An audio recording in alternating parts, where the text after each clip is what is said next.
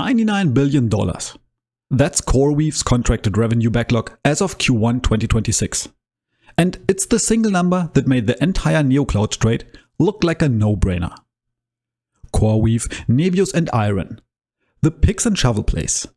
Infrastructure that every AI company needs regardless of who wins the model race. With 5 MOAT claims between them. But when you go through the filings, who's actually behind the number, on what terms and what happens when the structure changes? The backlog stops looking like a MOAT and starts looking like something else entirely. So we have 5 claims. Let's find out which NeoCloud actually has a MOAT and which are just leveraged bets on AI capex continuing. So the 3 AI NeoCloud stocks have made a lot of investors very rich over the past 12 months. CoreWeave with the ticker CRWV is up roughly 140% since its IPO in March 2025. Nebius with the ticker NBIS is up 340% over the last 12 months. And IREN with the ticker IREN is up 450% even. The thesis behind all 3 is the same. You don't have to pick the winning AI model. You don't need to know whether OpenAI beats Anthropic or whether Google pulls ahead or whether some open source model even makes the whole race irrelevant. You just rent the GPUs. The infrastructure that every AI company needs. And the bull case is genuinely compelling. Because these companies are growing at rates that most businesses never see. CoreWeave has a revenue backlog of $99 billion as of Q1 2026. That's pretty much 4 times what it was a year ago. Nebius grew their quarterly revenue 684% year over year. The AI race is real, the GPU demand is real, and these companies are directly benefiting from it.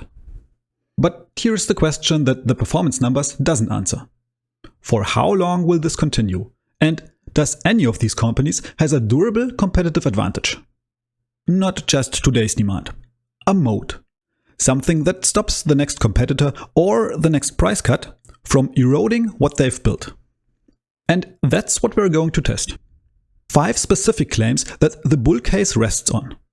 Hardware access, cost advantage, software differentiation, scale and power infrastructure. We'll take them one by one, and some will hold better than others.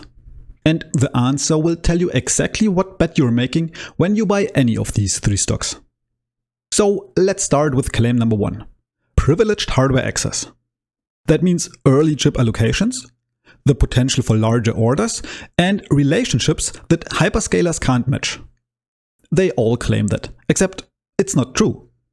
All 3 companies, CoreWeave, Nebius and IREN, run standard off-the-shelf NVIDIA GPUs. H100, H200 and Blackwell chips. That's the same hardware that AWS, Google and Azure deploys in their own data centers. There is no exclusive architecture. There is no proprietary silicon like Google's TPUs. In fact, it's actually worse. Look at how they buy.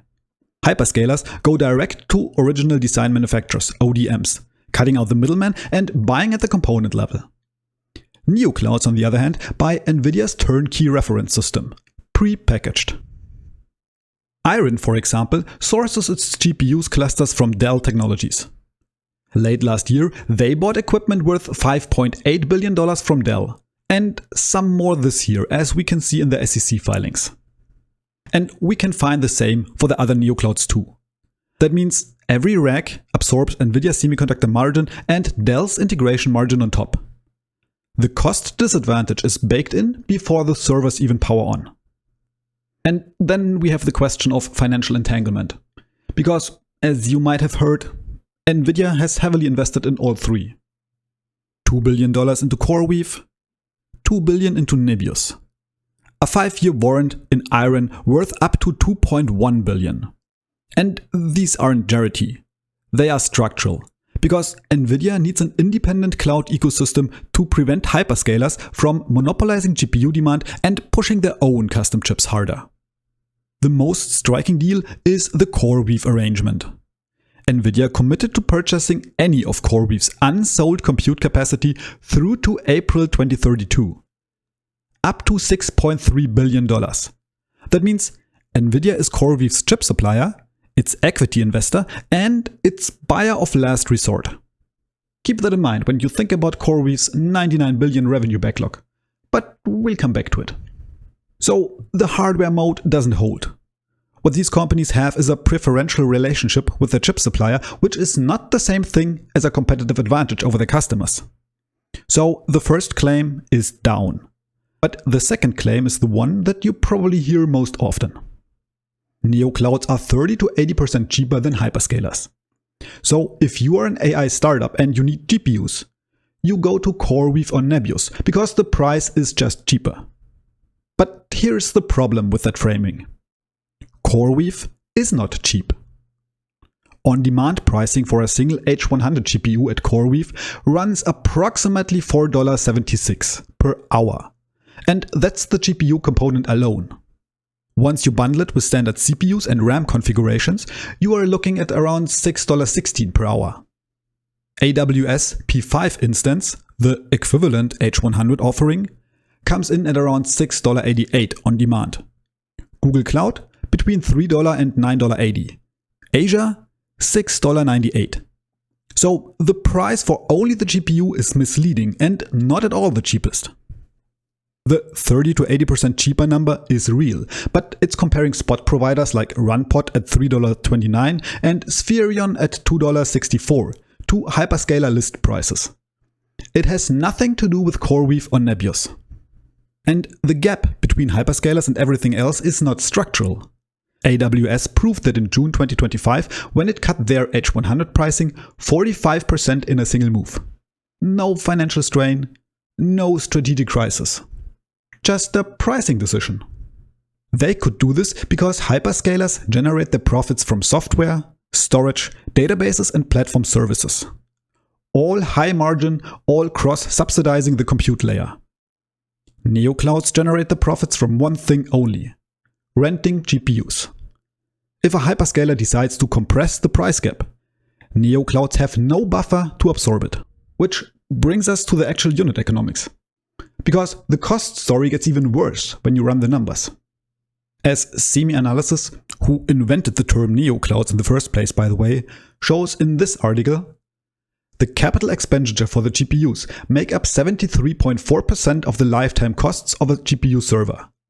And if you add the hardware for networking and the server assemblies, this number goes up to around 80%.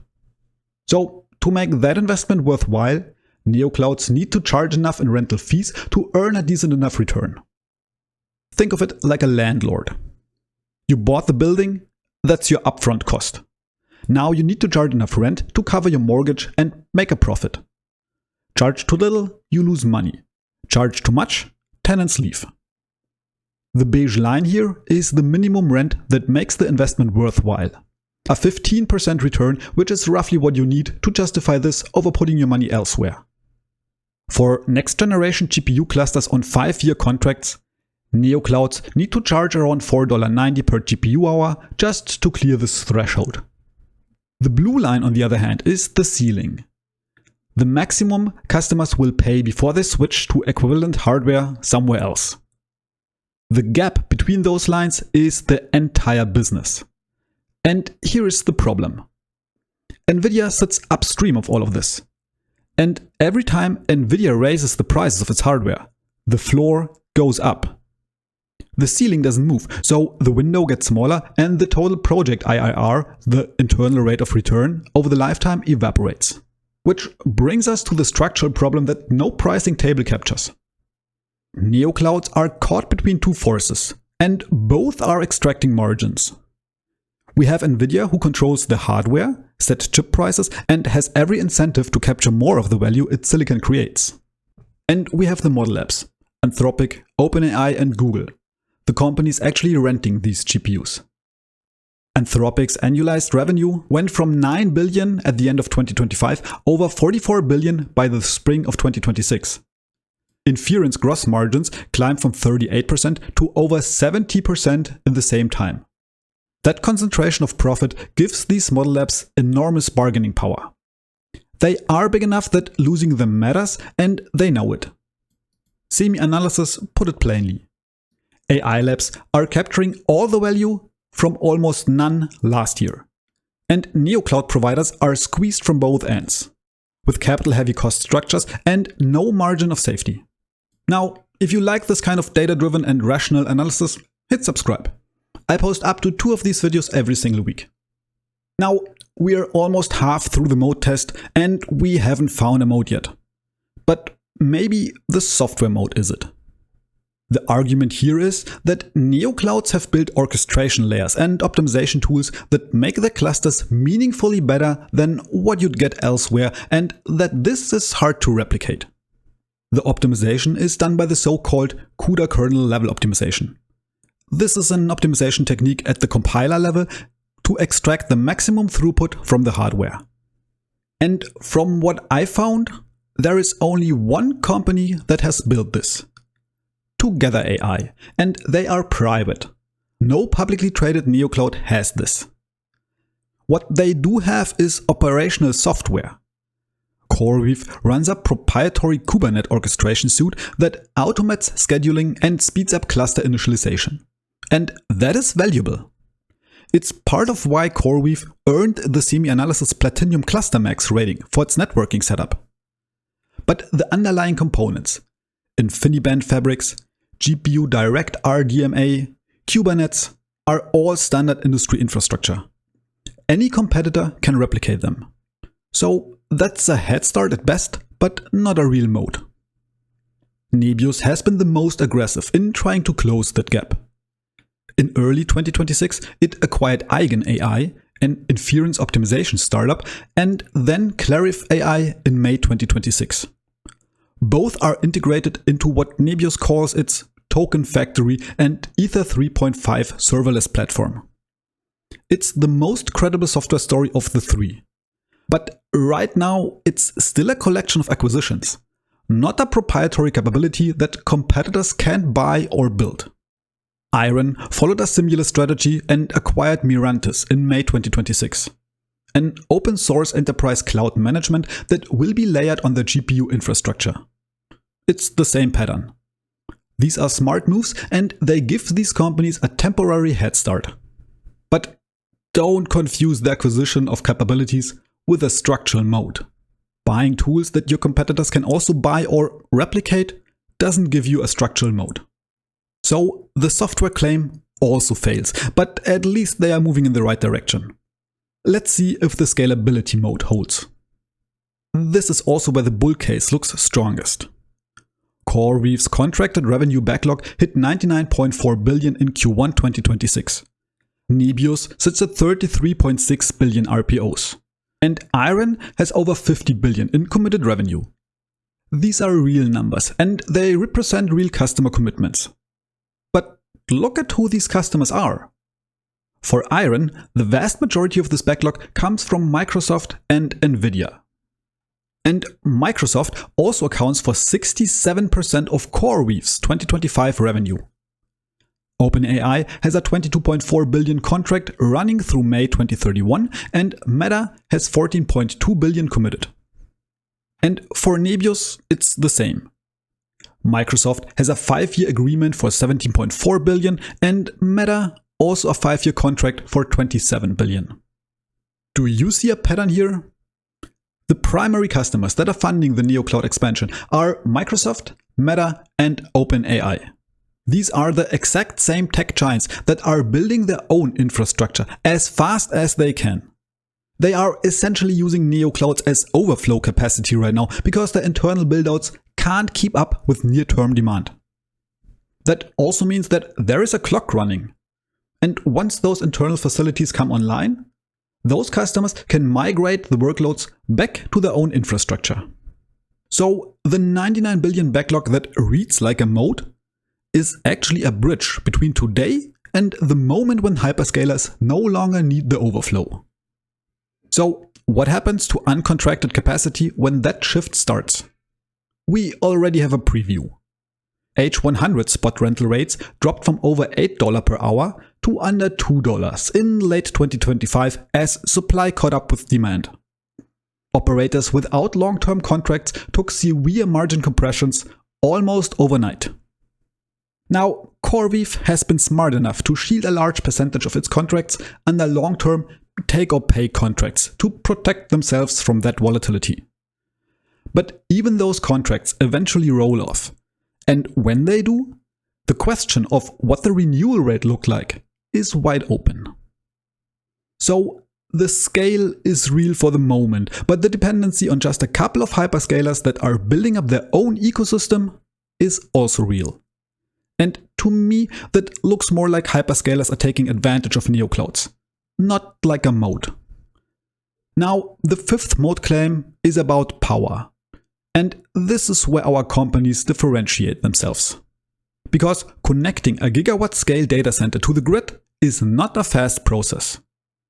You have utility queues, substation construction, and transformer procurement with lead times of currently 36 to 48 months.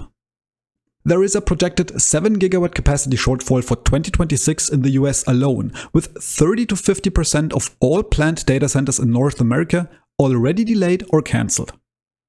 So whoever has a data center that is already connected to the grid has something that competitors simply cannot buy.